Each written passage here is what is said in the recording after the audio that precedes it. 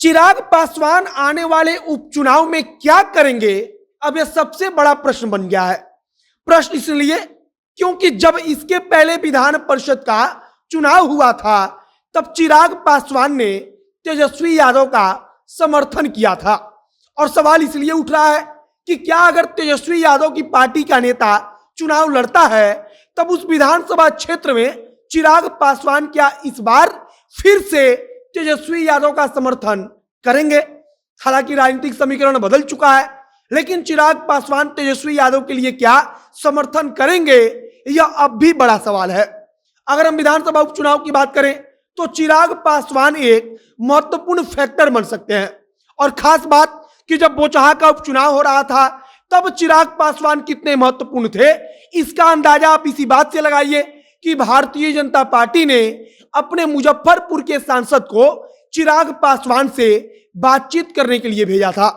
और दूसरी तरफ तेजस्वी यादव थे, तो तेजस्वी यादव की भी कोशिश थी कि चिराग पासवान किसी भी प्रकार से अपना समर्थन दे दें। अगर होने वाले उपचुनाव की बात करें तो केवल चिराग पासवान की अपनी जाति, मतलब कि पासवान जाति के मतदाता महत्वपूर्ण भूमिका में है। और चिराग पासवान कितने महत्वपूर्ण है यह बात भाजपा को भी पता है और तेजस्वी यादव को भी पता है। बाकी नमस्कार, मेरा नाम है मोहित कुमार सिंह और आप देख रहे हैं हमारा विशेष कार्यक्रम एक्सप्लेनर। ये video SK Mandal group of institutions द्वारा प्रायोजित है। एसके मंडल ग्रुप लेकर आया है नर्सिंग, पैरामेडिकल, फार्मेसी और मैनेजमेंट पाठ्यक्रमों के लिए मुफ्त ट्रेनिंग का अवसर। ऑनलाइन आवेदन भरने के लिए छात्र www.skmgi.in पर जाएं तथा ऑफलाइन आवेदन जिन जगहों पर उपलब्ध है वो आप स्क्रीन पर देख सकते हैं। आवेदन शुल्क मात्र 200 रुपए है और उसकी आखिरी तारीख है 3 अक्टूबर। किसी भी किस्म की अन्य जानकारी पाने के लिए स्क्रीन पर दिए गए नंबर पर संपर्क करें।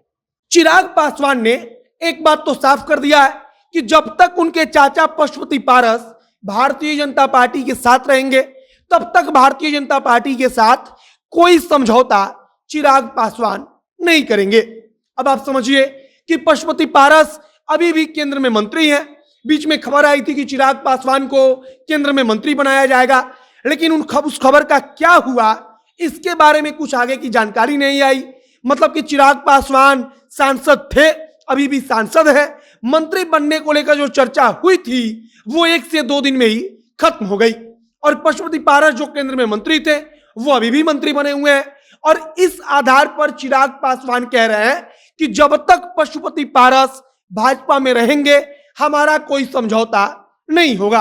और इधर याद कीजिए कि चिराग पासवान ने विधान परिषद के चुनाव के दौरान जब तेजस्वी यादव के उम्मीदवार को इशारे में समर्थन देने की बात कही थी और उन्होंने एक प्रकार से खुलेआम कह लीजिए आप कि तेजस्वी यादव के उम्मीदवार का समर्थन कर दिया था। और अब इसके बाद जब विधानसभा का उपचुनाव होने जा रहा है तब इस चीज को लेकर चर्चा चल रही है कि चिराग पासवान अब क्या करेंगे।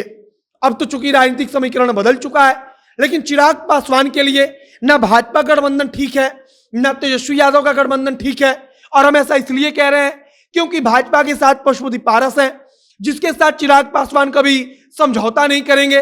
चिराग पासवान कह चुके हैं कि जहां पशुपति पारस रहेंगे उस गठबंधन में हम नहीं रहेंगे, मतलब कि हम उनका समर्थन नहीं करेंगे। तो उपचुनाव में भाजपा को चिराग पासवान समर्थन करेंगे इसका प्रश्न लगभग खत्म है, क्योंकि अब तक पशुपति पारस मंत्रिमंडल में बने हुए हैं केंद्र सरकार के।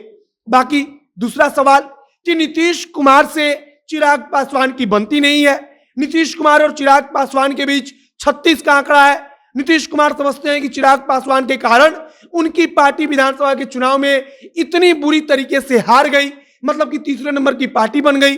तो चिराग पासवान अभी भी नीतीश कुमार को देखना नहीं चाहते और नीतीश कुमार तथा तेजस्वी यादव अब एक साथ हैं। तो अब एक सवाल यह भी है कि क्या चिराग पासवान तेजस्वी यादव का समर्थन करेंगे। चूंकि तेजस्वी यादव के साथ अब नीतीश कुमार है, लेकिन उपचुनाव में कहा जा रहा है कि राष्ट्रीय जनता दल ही चुनाव लड़ेगी क्योंकि उसकी ही सीट खाली हो रही है। और अगर राष्ट्रीय जनता दल चुनाव लड़ती है तब क्या भाजपा को समर्थन ना देकर चिराग पासवान विधान परिषद के चुनाव की तरह इशारे में ही तेजस्वी यादव को समर्थन देंगे, यह एक बड़ा सवाल है। चिराग पासवान एक महत्वपूर्ण फैक्टर है क्योंकि चिराग पासवान जिसके साथ जाएंगे माना जा रहा है कि उसके ही साथ पासवान मतदाता खड़ा होगा और पासवान मतदाता महत्वपूर्ण भूमिका में है। मतलब कि विधानसभा सीट चाहे कोई भी हो, पासवान मतदाता और खासकर अगर दलित महादलित राजनीति के सबसे लोकप्रिय युवा चेहरे की बात करेंगे तब चिराग पासवान के सामने कोई नहीं है। और इस आधार पर चिराग पासवान एक सबसे महत्वपूर्ण फैक्टर है। बाकी अब चिराग पासवान आगे क्या फैसला लेंगे यह तो आने वाला वक्त बताएगा, लेकिन फिलहाल चिराग पासवान की राजनीतिक दिशा क्या होगी इसको लेकर चर्चा चल रही है। और उपचुनाव में चिराग पासवान क्या करेंगे यह सबसे बड़ा सवाल है। बाकी आपको क्या लगता है कि चिराग पासवान तेजस्वी यादव का समर्थन करेंगे जैसा कि उन्होंने विधान परिषद के चुनाव के दौरान किया था? तो उसे कमेंट बॉक्स में लिखकर बताइएगा, वीडियो शेयर कीजिएगा।